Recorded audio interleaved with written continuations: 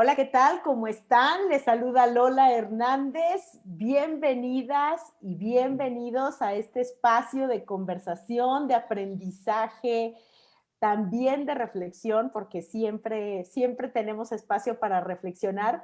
Y el día de hoy tengo conmigo a una persona que no solamente admiro muchísimo por todo lo que ha aportado al autismo, por su conocimiento, por su sabiduría, pero por su calidad humana, sino que también he tenido la oportunidad de conversar con él varias veces, de conocerlo personalmente y bueno, sentir su calidez, su gran calidad humana. Él es el doctor Manuel Casanova y Manuel, pues muchísimas gracias por estar aquí conmigo. Muchas gracias por la invitación, Lola. Siempre contento de estar aquí con todos ustedes. Yo también, y quiero decirles un poquito del doctor Manuel Casanova. Él realizó estudios de neurología en el Hospital Universitario de Puerto Rico y hizo una especialidad en neuropatología en el Hospital John Hopkins y psiquiatría en el Instituto Nacional de Salud Mental, y entre varios otros honores, porque Manuel Casanova tiene un currículum que podríamos tardar mucho en leer, pero él ha sido ponente de una de las presentaciones magistrales en el Congreso Mundial de Autismo y ha recibido una beca de distinción por el Instituto de Salud Mental por su intervención sobre el autismo. Y el doctor Casanova pues también trabaja en la junta editorial de 15 publicaciones y tiene sobre 200 publicaciones y 4 libros editados. Y en este momento pues está trabajando en un libro en español, un libro más en español que estoy teniendo el privilegio de leer antes que cualquier persona, que cuando se publique, por supuesto que se enterarán. Así que muchísimas gracias. Y el día de hoy, Manuel, pues es el Día Internacional del Síndrome de Down. Y resulta que, pues, hay pacientes con síndrome de Down que terminan teniendo el diagnóstico de autismo, o sea, chicos que reciben el doble diagnóstico. Y yo quise tomar esta oportunidad del Día Internacional del Autismo para que nos hables un poquito de este doble diagnóstico, porque según leí en un documento, en un artículo que tú escribiste, decía, según un estudio reciente, aproximadamente el 19% de los pacientes con síndrome de Down caen dentro del espectro autista, y dependiendo de las estadísticas de prevalencia, que esto es aproximadamente 15 veces más común que en la población regular. Entonces, pues yo quisiera que nos comentaras un poquito en dónde está toda esta investigación, qué está pasando, qué sabemos sobre el síndrome de Down y autismo. Bueno, pues muchas gracias por tenerme aquí. Cuando me invitaste ayer, yo creía que esto no iba a ser una coincidencia, el que estuviéramos hablando hoy del síndrome de Down. Te puedo decir que la conexión y la comorbilidad lo sabíamos desde hace muchísimo tiempo. Lo que pasa es que los registros médicos se negaban inicialmente a hacer un diagnóstico dual en el autismo y en otras enfermedades psiquiátricas. Tú no podías hacer un diagnóstico de autismo y de Down syndrome. No podías hacer un diagnóstico de autismo y de un trastorno de desorden de atención e hiperactividad, etcétera, etcétera. Y no fue hasta como, yo te diría que en la última edición de el diagnóstico estadístico y manual de los Estados Unidos en el 2013, que se empezaron a admitir estos diagnósticos duales. Pero yo te puedo decir que nosotros habíamos notado mucha regresión en pacientes con Down syndrome. Y esta es la manera principal en la que se presenta el autismo en ellos. Fíjate, yo tengo un rasgo sesgado, en mi opinión, en cuanto a Down syndrome. Mi ahijadita querida, la que yo le digo mi querendona, padece de Down syndrome. Y ella es la que siempre me llama para ponerme al día de todo lo que está haciendo y me pone contento con todas las cosas que ella hace.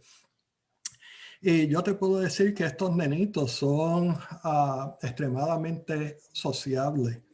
Está bien, son nenes que se levantan para recibirte cuando tú entras al cuarto, que te cogen de la mano y te sientan al lado de ellos para que tú juegues con ellos.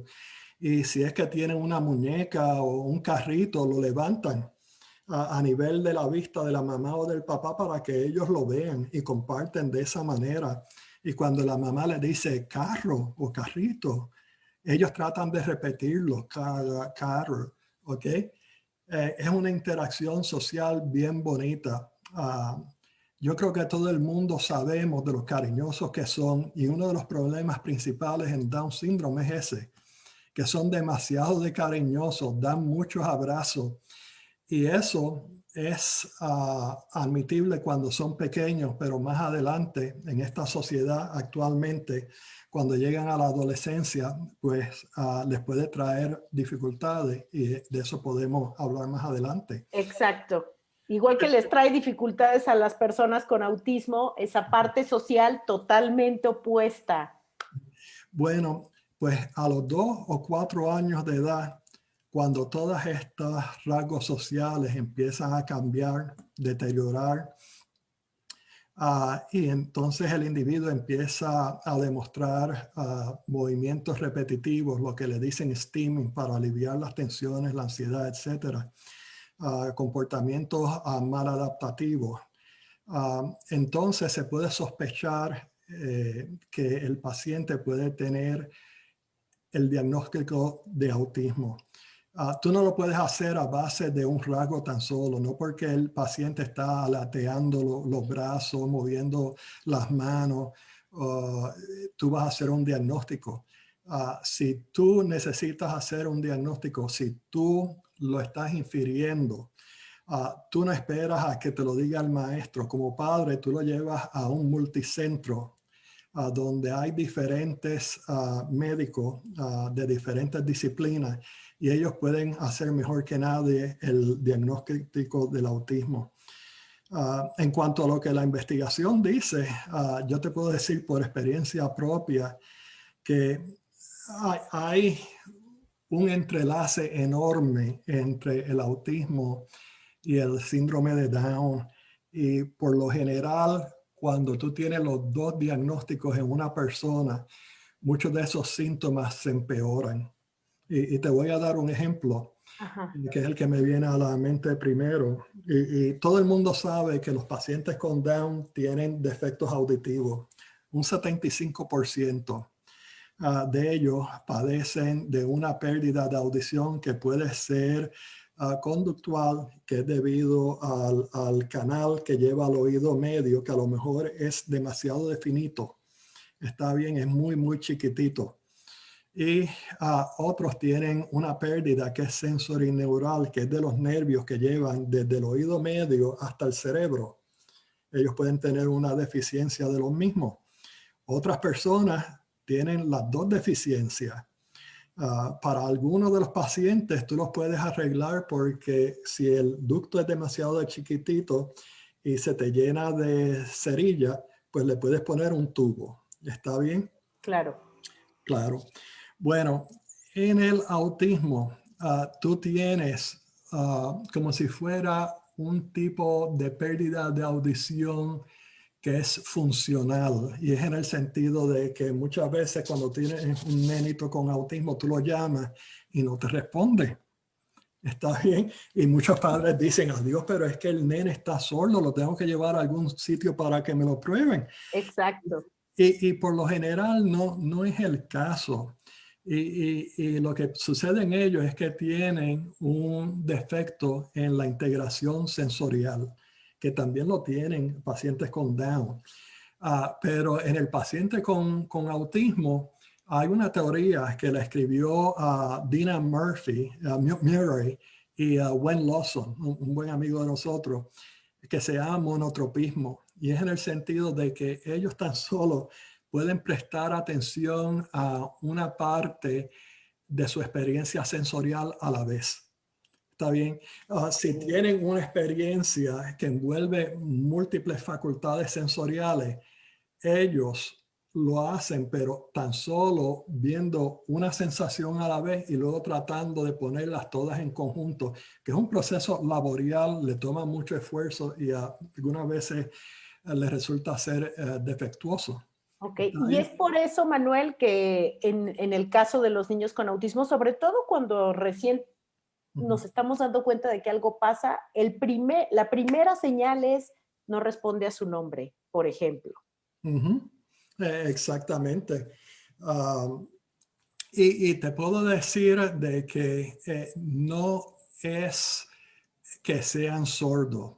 Han habido múltiples estudios en ese sentido y ninguno de ellos ha tenido el resultado de sordera de ningún tipo, conductual, sensorineural, etc. Pero cuando tú tienes autismo y Down syndrome y tienes una propensidad para los dos tipos de, vamos a decir, de defectos auditorios, entonces todo se vuelve más severo. ¿Está bien? Y eso es tan solo una de las cosas. O sea, el autismo y el Down syndrome se entrelazan en muchas otras esferas. Aspectos que son sensoriales, como los visuales. Pacientes con Down syndrome pueden ser miope, pueden padecer de astigmatismo, pueden tener estrabismo cuando se les vira un ojo, y eso es bastante común. Si tú empiezas a ver fotografías de los nenes en el internet, por ejemplo, tú vas a ver que muchos de ellos tienen un ojito virado. Bueno, en el autismo han habido varios estudios que dicen que el estrabismo es más común de lo normal. ¿Está bien? Y esa es una de las bases para la terapia con lentes prismáticos en el autismo. En el síndrome de Down, el estreñimiento es extremadamente común. Desórdenes gastrointestinales pueden ser propios del intestino, o pueden ser mediados por factores externos al intestino como la tiroides.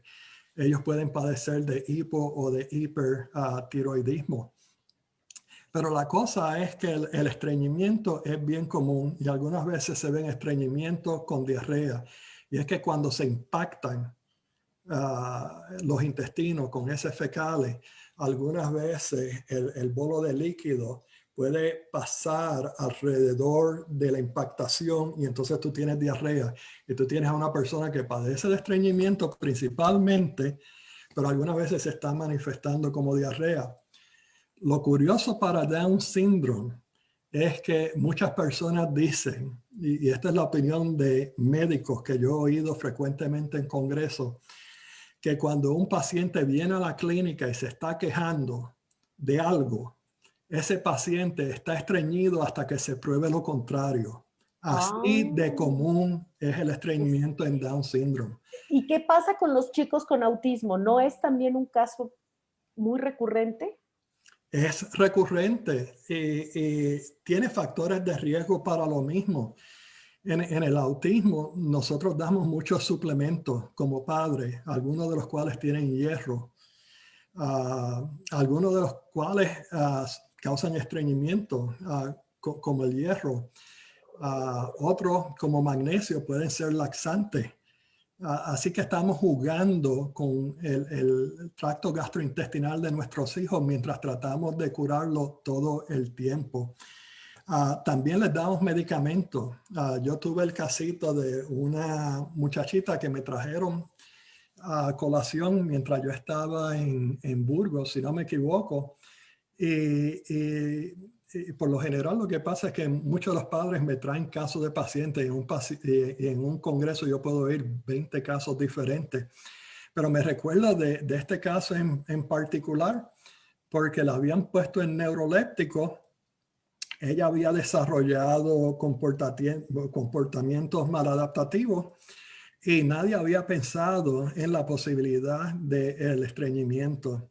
Y cuando le mandaron a hacer la radiografía, ella estaba llena completamente, todo el tracto gastrointestinal estaba lleno de heces fecales.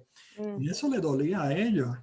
Y no era tan solo en el sentido del estreñimiento, que ese era un problema, pero eso proveía una cascada hacia otra sintomatología.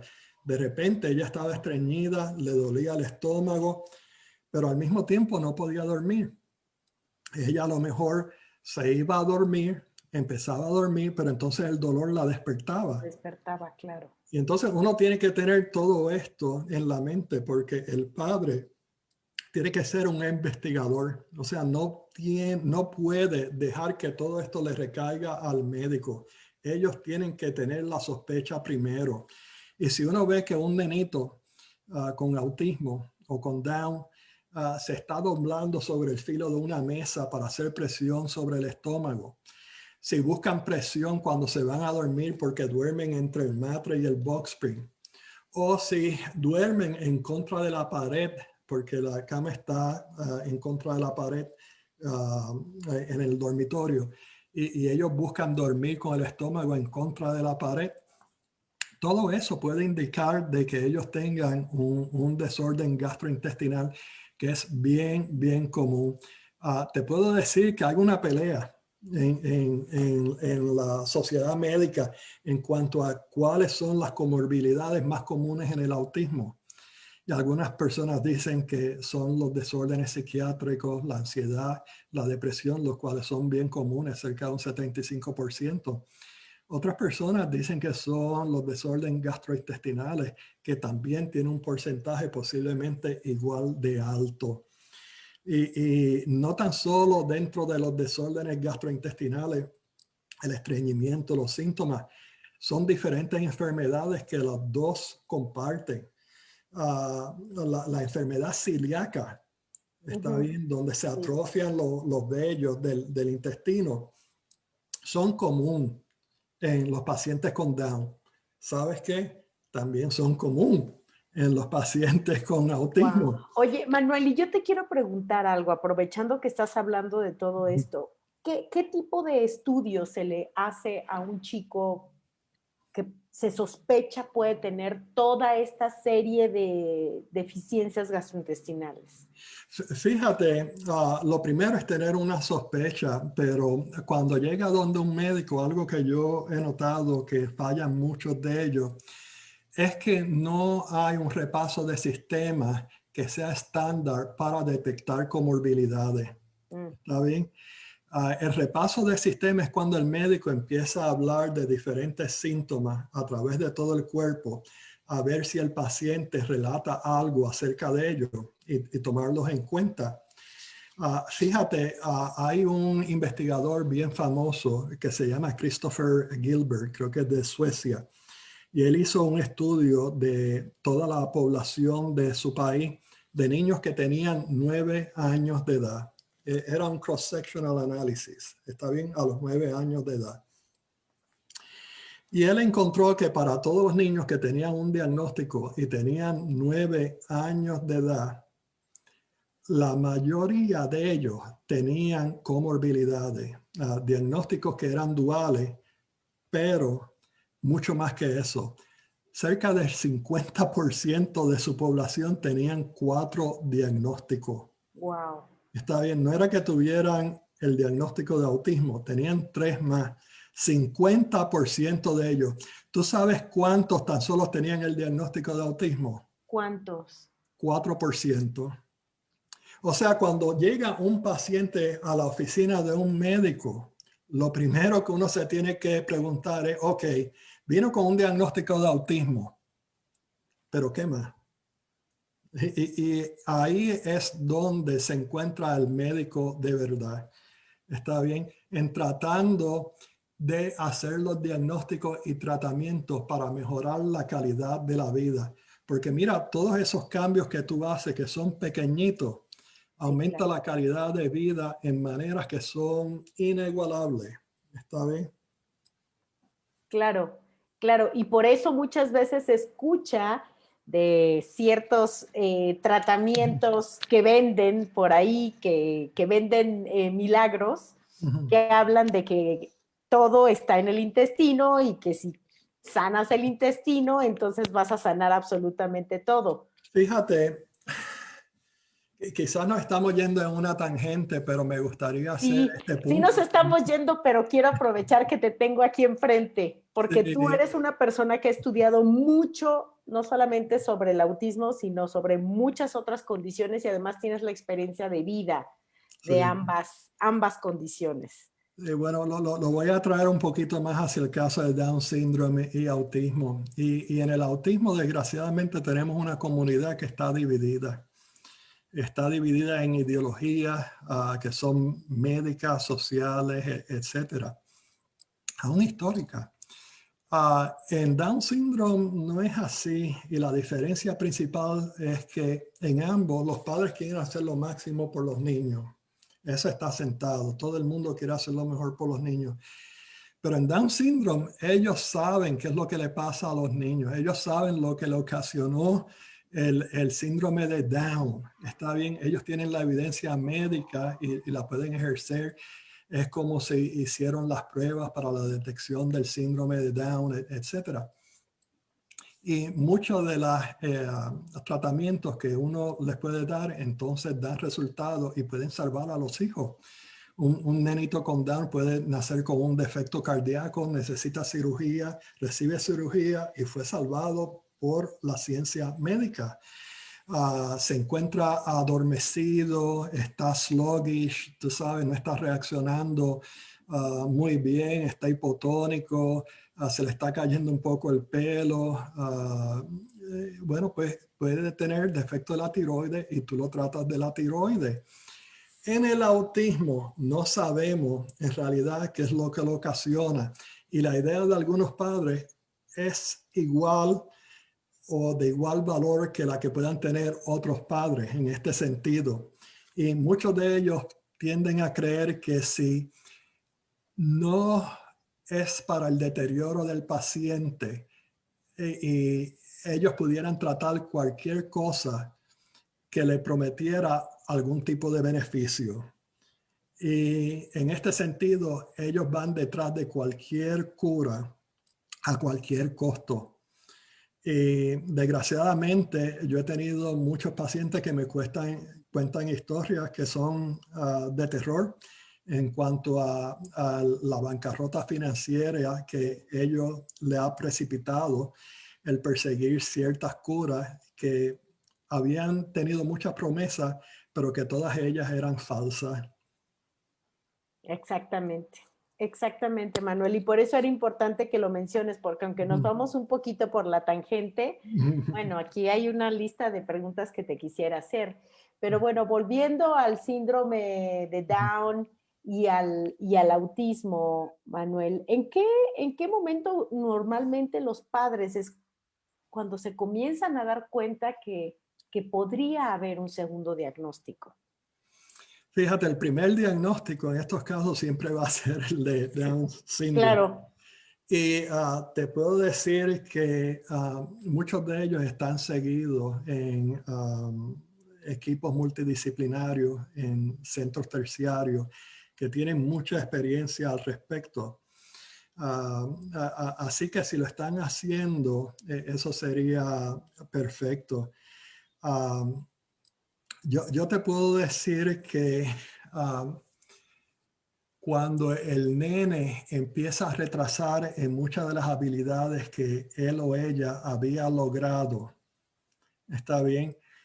Cuando empieza a tener notificaciones aún de la escuela o del terapista de que algo le está sucediendo al médico, al nene, es hora de preocuparse.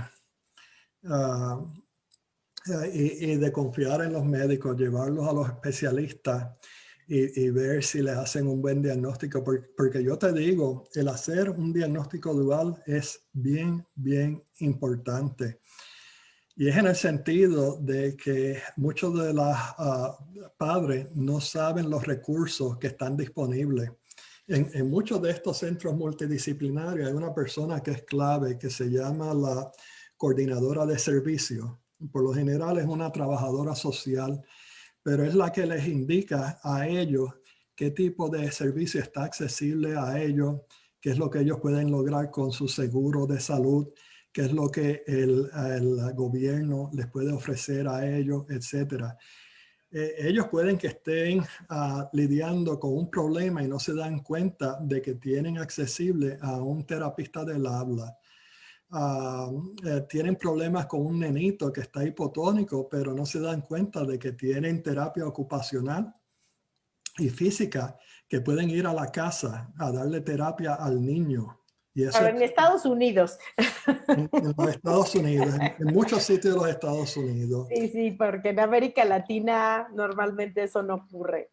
Bueno, pero sería ideal tener así una persona que sea un centro de información que pueda contestar todas las preguntas de los padres. Y eso por lo general es un coordinador de servicio. Ok. Oye, Manuel, yo quiero preguntarte algo muy básico simplemente, porque aquí hablamos de un síndrome y de un trastorno. Uh-huh. Y yo sí te quisiera preguntar, ¿cuál es la diferencia entre un síndrome y un trastorno? El síndrome quiere decir que no tiene una causa dada, sino que pueden haber múltiples causas que ocasionan la misma sintomatología. En el caso de autismo, tú puedes tener una coincidencia de diferentes genes. Puede ser el síndrome de Down, o puede ser tuberosclerosis, o puede ser Fragile X.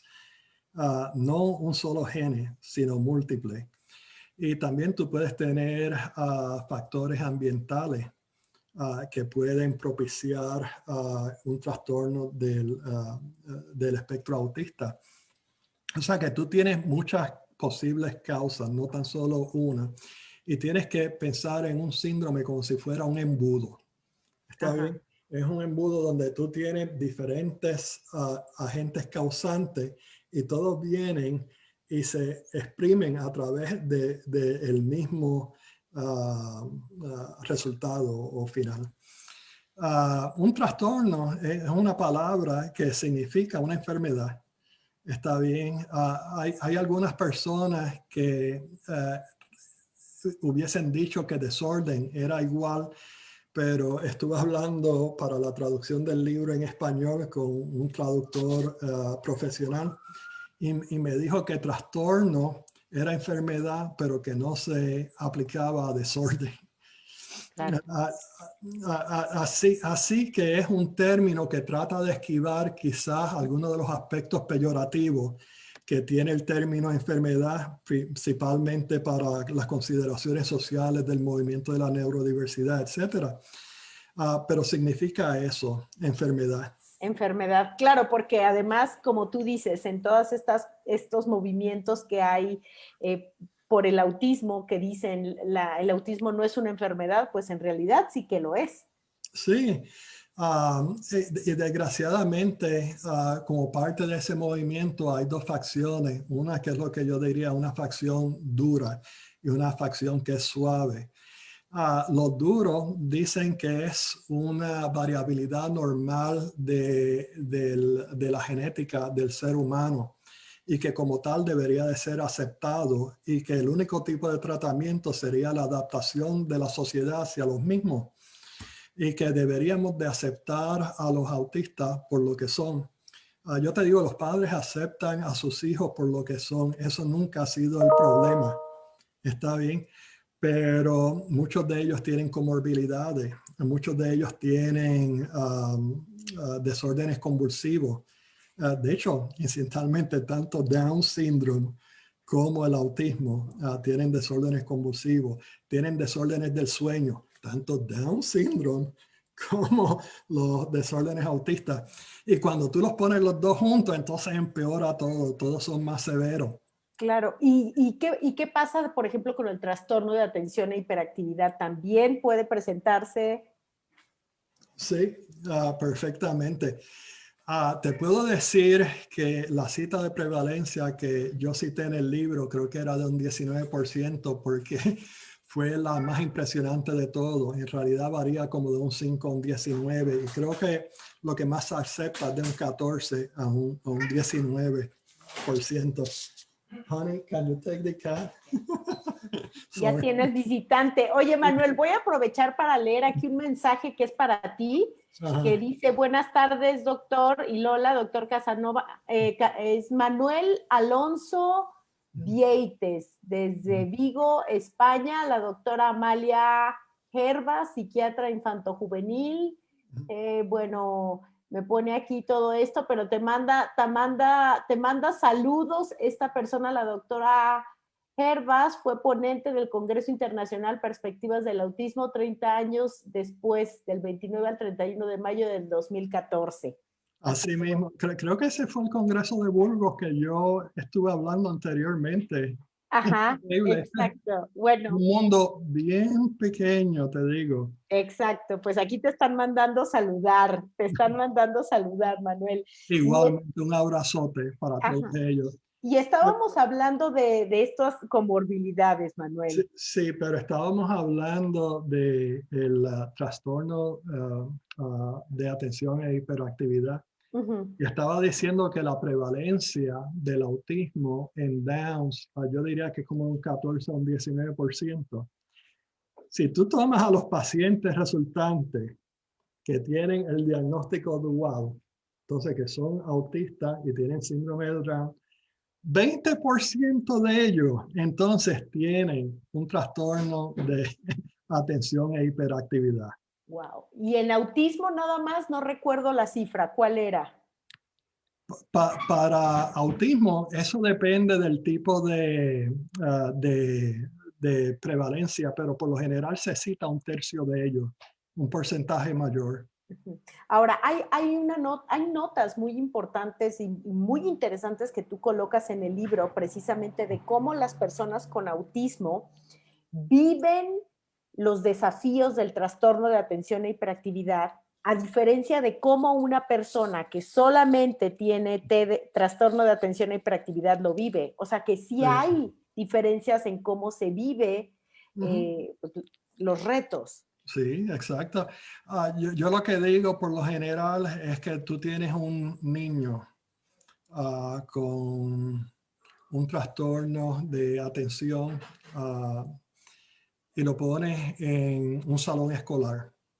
Y ese nenito va a ser principalmente distraído, su atención vaga y se encuentra en un momento en el salón escolar y el próximo, su mente está en un safari, cazando o siendo un superhéroe, etcétera. ¿Ok? Ese es un trastorno de atención e hiperactividad.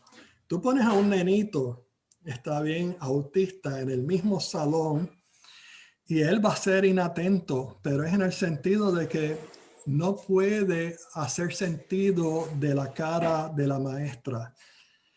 Le molesta la perturbación de las luces fluorescentes, el parpadeo de la misma. Le molesta los aspectos sensoriales de la ropa que ha tenido que ponerse porque le requieren que se ponga un uniforme y esa no es su ropa favorita, etcétera, etcétera, etcétera. Está bien, los dos tienen defectos de atención, pero los orígenes de ambos son bien, bien diferentes. Y por lo tanto el tratamiento de Es ambos diferente. tipos de atención es diferente. Exacto. O sea, está bien sabido cómo se trata los trastornos de hiperactividad y atención. Te puedo decir que nosotros hicimos muchos estudios en cuanto al autismo. Y uno de los estudios científicos que nosotros hicimos y que ha sido reproducido sobremanera hasta el presente es que la manera en que se conduce la información en el cerebro está mediado por diferentes frecuencias de voltaje. Eso es lo que las personas recogen bajo la electroencefalografía. Y dependiendo de la banda de frecuencia, hay correlaciones a diferentes conductas. Si las frecuencias son bien bajas, pues ese individuo va a estar dormido profundamente. Si las frecuencias son más altas, pues va a estar despierto. Si las frecuencias son más altas todavía que esa, pues entonces ellos van a estar concentrándose, jugando ajedrez o haciendo así algo por el estilo. Los pacientes con desórdenes de hiperactividad y atención por lo general se atascan en un ancho de banda que es relativamente bajo. Está entre el estar dormido y el estar despierto. ¿Está bien? El paciente con autismo, sin embargo, tiene una normalidad que es bien diferente.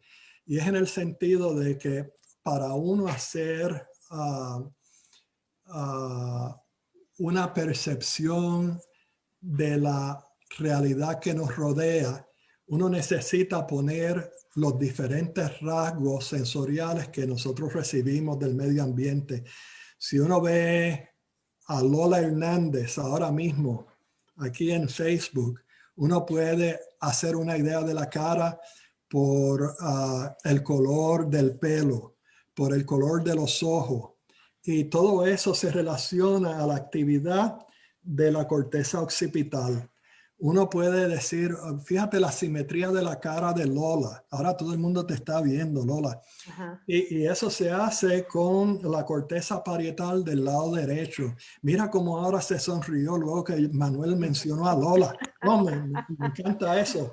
Fíjate cómo elevó los párpados. Todo eso es parte del sistema límbico. Normalmente nosotros integramos toda esa información de las diferentes partes del cerebro. ¿Está bien? Eso es lo que hace un paciente neurotípico normalmente. Un paciente con autismo tiene anormalidades al hacerlo, y en vez de poner todas las cosas juntas, piensa con las diferentes partes del cerebro.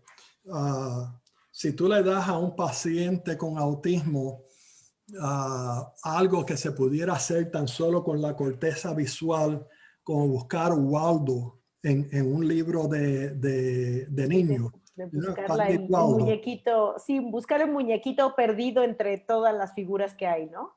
Pues el niño con autismo lo haría muy bien porque lo puede hacer con su corteza occipital. Y mientras tan solo tenga que integrar información de un solo área del cerebro, ellos pueden hacerlo hasta mejor que un paciente neurotípico. Claro, por eso algunos de ellos, no todos, son tan buenos en el armado de rompecabezas, por ejemplo, y los pueden armar de maneras muy diferentes a como los arma una persona neurotípica. Eso de por sí me trae porque estamos tratando de hablar todo hacia el síndrome de Down y al autismo. Y te puedo decir que tanto los pacientes con síndrome de Down como con el autismo son pacientes que son visuales principalmente, no auditivos. Ellos tienen muchos déficits auditivos, pero no visuales. De hecho, hay una autista famosa que tú debes de conocer, Temple Grandin. que el libro de ella se intitula Thinking in Pictures, pensando en figuras. Ajá. Y ella ha dicho de que ella tiene un banco de cerebro donde ella guarda las imágenes de lo que representa un perro para ella, un libro para ella, una chimenea para ella.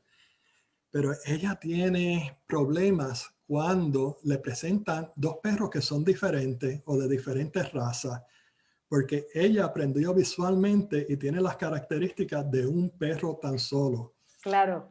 Se le hace difícil generalizar ese conocimiento. Sí, y fíjate, te voy a comentar un caso muy interesante, Manuel, y este es un chico que yo conozco, que hoy es un adolescente que acaba de terminar la preparatoria, el high school, y él cuando era pequeño preguntaba a las personas si tenían aspiradoras. Y si tú le decías que sí tenías una aspiradora, él te hacía muchas preguntas sobre tu aspiradora, qué color era, qué modelo, una serie de preguntas sobre tu aspiradora. Y las próximas veces que te veía, él te recordaba por toda la información de la aspiradora que le habías dado. Él no te recordaba por tu nombre, y si tú le decías que no tenía aspiradora, que no tenías, entonces él fue mi alumno. Entonces él no tenía que ver nada contigo. Él solamente tenían representación en su cabeza las personas que tenían aspiradora y se la habían descrito a él. El primer paciente descrito en la serie de Kanner fue uno que le daba números a las personas que él conocía. Y las personas hicieron hasta un juego de eso porque ellos sabían que eso era algo peculiar de esta persona autística. Pero era cierto, si a uno le daban el número 908, por el resto de la vida uno iba a ser el número 908. Pero esa habilidad también lo ayudó muchísimo. Él le podían preguntar cuántos ladrillos hay en una pared y él podía dar un cálculo exacto del número de ladrillos. Y él trabajó en un banco haciendo números, etcétera, hasta que él se pudo retirar, el banco de los padres de él, en una comunidad pequeña. Interesante. Oye, Manuel, yo te quiero preguntar algo, nuevamente volviendo al trastorno de atención e hiperactividad en chicos con síndrome de Down, con autismo y simplemente con síndrome de Down.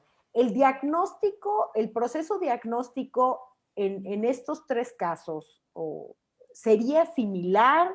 ¿Se tendría que requerir estudios neurológicos en algún caso? ¿Cómo ocurre el proceso diagnóstico, por ejemplo? El trastorno de atención e hiperactividad y el autismo son los dos conductuales. O sea que necesitas hacer un screening a base de diferentes herramientas que se han desarrollado para el diagnóstico. El de Down es diferente. Uno lo puede hacer y sospechar desde el primer trimestre del embarazo a base de estudios de laboratorio. Human chorionic gonadotropin, los niveles pueden estar elevados y uno puede hacer ultrasonido y el pliegue nucal puede estar aumentado y los dos propician un diagnóstico de Down syndrome. Y si uno quisiera estar bien seguro, pues luego de la 15ª semana de embarazo, uno puede hacer una amniocentesis, sacar las células del líquido amniocentético y entonces hacer un estudio genético y confirmar el diagnóstico. O sea, uno obtiene las pruebas de laboratorio que le dicen sí o no. En el caso del autismo y en el caso del trastorno de atención e hiperactividad, te puedo decir que aún con las herramientas pueden haber dificultades y pueden haber personas que digan que sí y otros que digan que no, especialmente cuando los casos son sutiles. Claro, claro. Y sabes, es que es muy común que los padres pregunten, de hecho hay una pregunta ahorita en el chat y por eso te estoy preguntando, pero es muy común que pregunten que qué estudios de imagen neurológicos tienen que hacer para estar seguros de que el diagnóstico de autismo es correcto o que el diagnóstico de trastorno de atención e hiperactividad es correcto, pero hasta donde yo sé, no existen estudios de imagen. No, yo creo que la pregunta es buena y es en el sentido de que han habido muchos estudios de neuroimágenes durante los últimos 10 años que se han utilizado para establecer análisis de computadoras, lo que se llama CAD Systems, okay, Computerized Assisted Diagnostics, y lo hacen a base de diferentes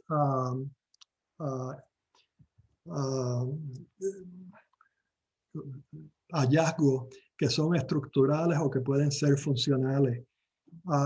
Por ejemplo, el cuerpo calloso que une los dos hemisferios en el caso del autismo es de un tamaño diferente cuando se correlaciona al resto del cerebro que un paciente neurotípico. En el caso de un paciente con autismo, el cuerpo calloso tiende a ser más pequeño. La ventana giral, que es la que permite la entrada y salida de conexiones fuera de cada giro del cerebro, está bien, es bien diferente entre el paciente con autismo y paciente con desórdenes de atención e hiperactividad y dislexia, porque los dos van mano en mano. Muchos de los pacientes disléxicos, casi 2/3 de ellos, pueden tener el trastorno de desórdenes de atención e hiperactividad. Y en el caso de pacientes autistas, esa ventana es mucho más ancha en los pacientes. Ah, y por el mismo tanto se han hecho estudios de neuroimagen acerca de la complejidad del cerebro y se han demostrado que pacientes que son autistas, la complejidad está simplificada y pacientes que son con TDAH Trastorno o de que atención. tienen dislexia, eh, es mucho más compleja. O sea que tú pudieras emplear estos métodos para hacer una sugerencia, pero el diagnóstico en todos los casos es clínico Es y no se clínico. utiliza ni se ha admitido por el FDA como pruebas diagnósticas al presente. Exacto. Entonces, es mejor que no hagan sus gastos extras, que ya bastantes Bueno, gastos tienen, a bueno, yo menos te que... diría que hay una oportunidad para uno hacerlo y es en el sentido de que muchos pacientes autistas, por ejemplo, tienen una propensidad a tener accidentes. Y como hay una falta de comunicación, cuando lo llevan a la sala de emergencia, uno no sabe lo que le está pasando y muchas veces ellos no se No quejan, te dicen, tienen una claro. intolerancia al dolor, etcétera. Pues hay una predisposición del médico, que es la del menor threshold, y mandarlo a que tenga un estudio de neuroimagen. Aunque es bien, bien difícil tener un nene autista dentro de un CAT scan, un MRI, pero se lo Oh, mandan. sí. ¿Está bien? Y la cosa es que una porción significativa lo tienen. O sea que si ya tienen el estudio, ese es el gasto mayor. Y si quisieran hacer o proseguir con el mismo, entonces pueden contactar a alguna de estas compañías que se han dedicado a hacer este estudio de análisis y entonces ver qué es lo que ellos dicen. Porque lo interesante de estos análisis es que no tan solo te dan la probabilidad de que el paciente tenga un diagnóstico de autismo según el database que ellos tengan, sino que pueden romper el cerebro en diferentes partes. Y tú tienes el lóbulo frontal y tú tienes el lóbulo temporal y tú tienes el lóbulo occipital. Y decir dónde es que están la mayor parte de los defectos o la mayor parte de lo que sugiere el diagnóstico del autismo. Ok. Si tú tienes un paciente cuya neuroimagen sugiere más defectos en el área frontal, pues entonces terapia ejecutiva para fortalecer las funciones ejecutivas estarían indicadas. Si tú tienes defectos en el lóbulo superior temporal, a lo mejor es defecto del habla, entonces patología del habla. Y muchas veces tú puedes empezar aún la terapia mucho antes del médico establecer el diagnóstico, que esa es Claro. una historia bien particular, pero la podemos decir más adelante en otra charla. Sí, no, porque ya les quiero decir que el doctor Manuel Casanova ya está aquí, lo tengo citado para varias conversaciones. Manuel, te voy a leer una pregunta de la persona que te mandó saludar. Ujú. Y dice, ambos trastornos, trastorno de atención e hiperactividad y autismo, y pone entre paréntesis síndrome de Asperger, pueden ser diagnosticados en la misma persona. Lo importante es que no presente retraso cerebral. Doctor Casanova, ¿cuál es su opinión? Sí, es una confluencia de todo. Y yo te puedo decir que muchas veces cuando uno tiene aún un diagnóstico de autismo temprano en la edad, quizás más adelante se desarrolle uno de Asperger's. O sea que el paciente simplemente evoluciona. No se acepta actualmente mucha de esta nomenclatura luego del DSM-5 porque ellos quitaron el diagnóstico de Asperger. Voy a ir en una tangente, ¿ok? Sí, sí, sí, sí. Y es en el sentido de que cuando se estaba hablando de un trastorno del espectro autista, uno por lo general hablaba de tres condiciones diferentes. Hablaba del autismo clásico, descrito por Kanner. Hablábamos del síndrome de Asperger y hablábamos de el Pervasive Developmental Disorder Not Otherwise Specified, trastorno generalizado no especificado. Está bien. Y eso fue una idea principalmente de Fred Volkmar. Y antes de hacer esta sugerencia, él hizo que Amy Klein, un amigo, fuera y entrevistara a Norma, a Wing y a otras en cuanto a Asperger's, porque darle el epónimo oficialmente a una persona era algo serio. Y siempre habían habido dudas de si Asperger había contribuido en el régimen nazi o no. Y a Lorna Wing le dijo a Amy Klein que no, que él había siempre permanecido un buen hombre católico. Ahora sabemos que ese no es el caso y desgraciadamente se ha movido para quitar el nombre de Asperger's de la nomenclatura médica, pero al así hacerlo, se le quitó la identidad de muchos pacientes que se habían identificado ya con el ser autista de alto funcionamiento. Claro, y que no quieren ser llamados autistas. Y que no quieren ser llamados autistas de muchas maneras. Así que esto ha promovido toda una conversación que ha sido increíble. Bueno. Vaya, mira estas cosas tan interesantes. Manuel, otra preguntita que te voy a hacer, que también me voy a desviar quizá un poquito, y es, pero lo quiero preguntar porque mucha gente invierte mucho dinero en la estimulación magnética transcraneal.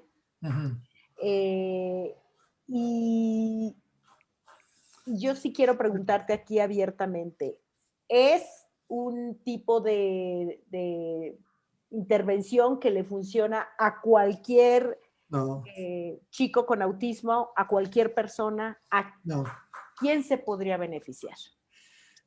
Fíjate, la pregunta la recibo frecuentemente. Te puedo decir que mi nietecito era de bajo funcionamiento y nunca recibió la terapia. Si yo hubiese creído que le hubiese podido ayudar, él la hubiese recibido de mil amores.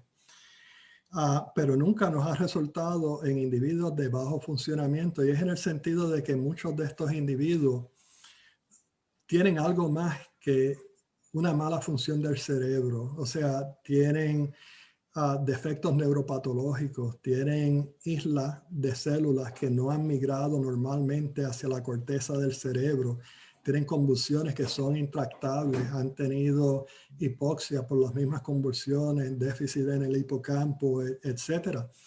Tú no puedes arreglar con una intervención funcional un déficit que es anatómico. ¿Está bien?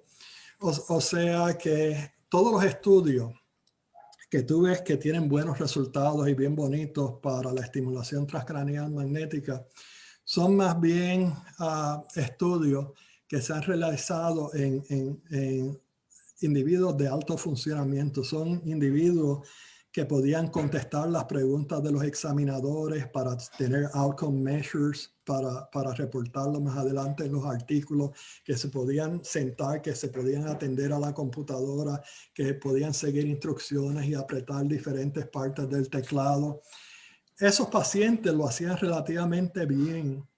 Y yo creo que se pueden beneficiar de la estimulación transcraneal magnética, pero la misma hasta la fecha no ha sido aceptada por el FDA.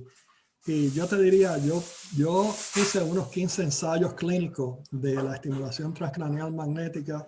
Vimos cientos y cientos de pacientes, posiblemente más de 1000 al final, si tú considerabas los pacientes activos y los controles, que luego le dimos la terapia, etc. Y por lo general tuvimos buenos resultados y casi ningún tipo de efectos secundarios. O sea que yo estoy bien entusiasmado con la misma. No ha sido admitida bajo el FDA. Nosotros nunca le cobramos dinero a ninguna persona. Y eso lo hice porque no tan solo era parte de nuestra investigación, sino que lo hacía por mi nietecito. Yo quería hacer cosas por otras personas como quisiera que otras personas le hicieran por mi propia familia. ¿Ok? Y no lo recomendaría al presente por compañías que son comerciales, que se basan en parte en nuestros propios resultados para sacarle dinero a los pacientes. No lo haría. Exacto. Muy importante que lo digas, Manuel.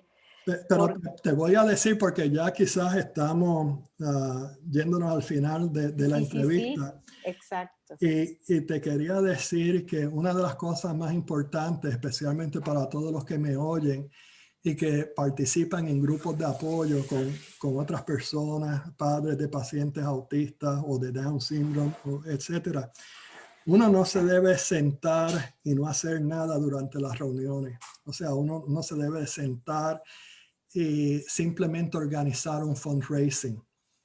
Está bien. Hay muchas otras actividades que son de beneficio para los hijos y que se pueden hacer mejor en conjunto. Ellos son educados visualmente. Hay un montón de actividades que uno puede crear, historias sociales, donde uno puede poner las habilidades de los niños a trabajar, que ellos dibujen diferentes aspectos de, por ejemplo, los pasos que suceden cuando uno visita a un dentista. ¿Está bien?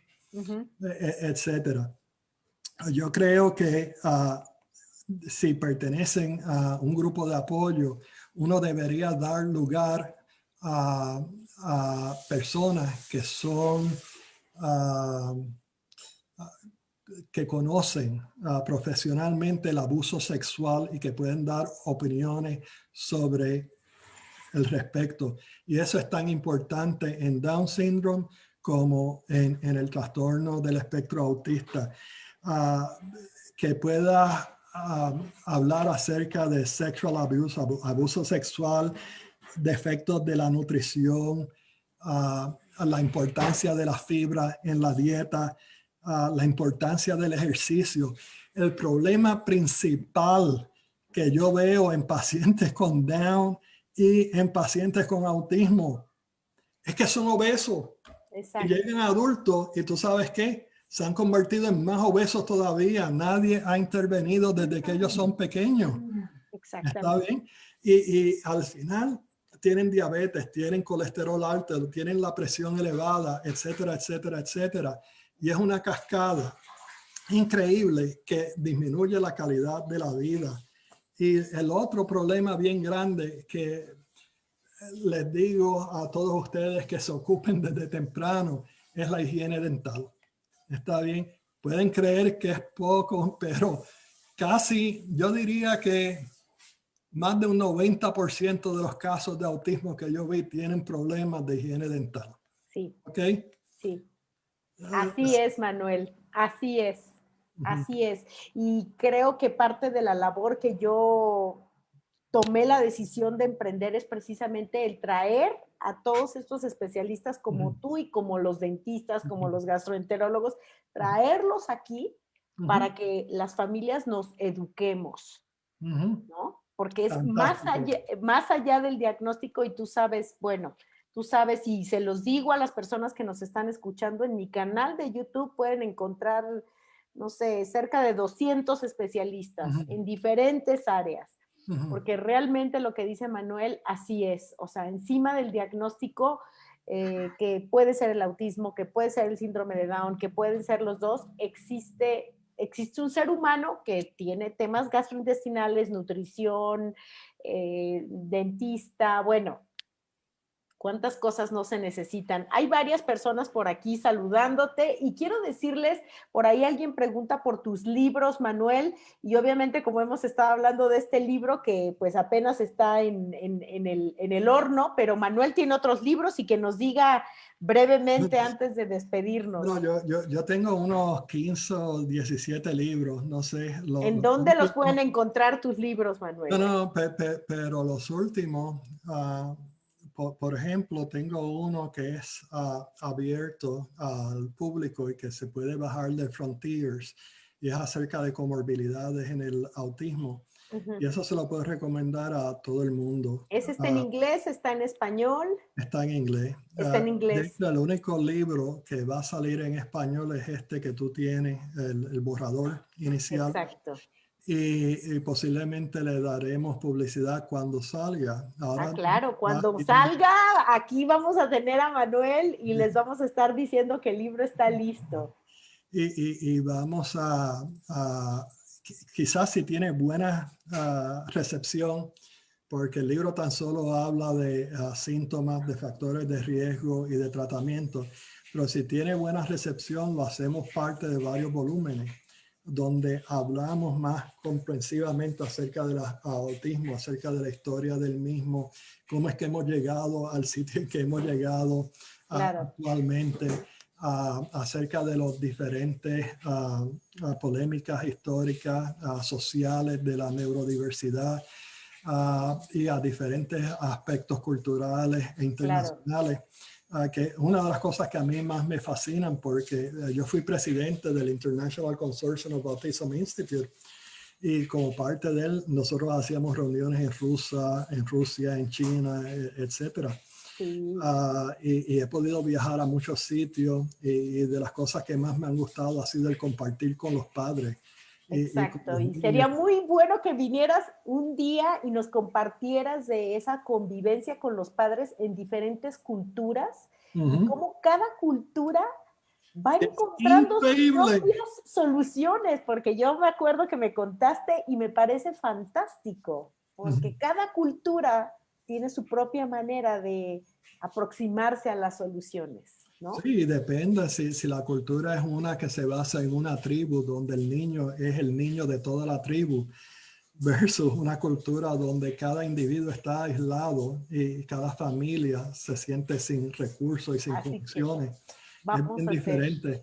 Pero te digo, algunas de las intervenciones que se han hecho en diferentes culturas me han impresionado, así que lo guardaremos para otra ocasión. Esa vamos a guardarlo, we're not going to spoil it right now, no lo vamos a sabotear. Y bueno, lo que sí quiero decirle a las personas es que el doctor Casanova tiene un blog que se llama Cortical. Bueno, lo voy a así, tú por favor di cómo se pronuncia porque... Pero te digo que desgraciadamente como me retiré y debido a que he tenido muchos percances personales y familiares, no lo he podido seguir como yo hubiese querido, pero en un futuro... Pero hay mucho material ahí adentro, Manuel. O sea, yo sigo leyendo artículos. En el blog del doctor Casanova hay artículos en inglés, artículos en español, y la verdad es que son buenísimos. Así que al finalizar esta transmisión, aquí arriba si están viendo esta transmisión desde Facebook, aquí arriba les voy a colocar la liga de acceso al blog del doctor Casanova. Voy a colocar un par de artículos que han sido publicados por él en Autismo Diario. Y si están viendo esta transmisión en YouTube, entonces se los voy a colocar todo en la pestaña de abajo. Y por aquí, bueno, te iban a compartir un caso, pero yo creo que ya pues pueden buscar al doctor Casanova por ahí en su Facebook. No es muy activo en las redes sociales, Manuel, pero bueno, lo pueden encontrar fácilmente. Manuel, muchísimas gracias por estar aquí con nosotros. A todos. Gracias, gracias. Gracias a todas las personas que nos acompañaron, a todos los que nos van a acompañar más tarde. Esta es Lola Hernández. Espero que esta información les haya aportado muchísimo a su entendimiento y sobre todo a su manera en la que viven la situación en casa o con sus pacientes o con sus estudiantes, con quien sea. Que tengan un hermoso día y nos escuchamos muy pronto. Sí, hasta luego. Bye.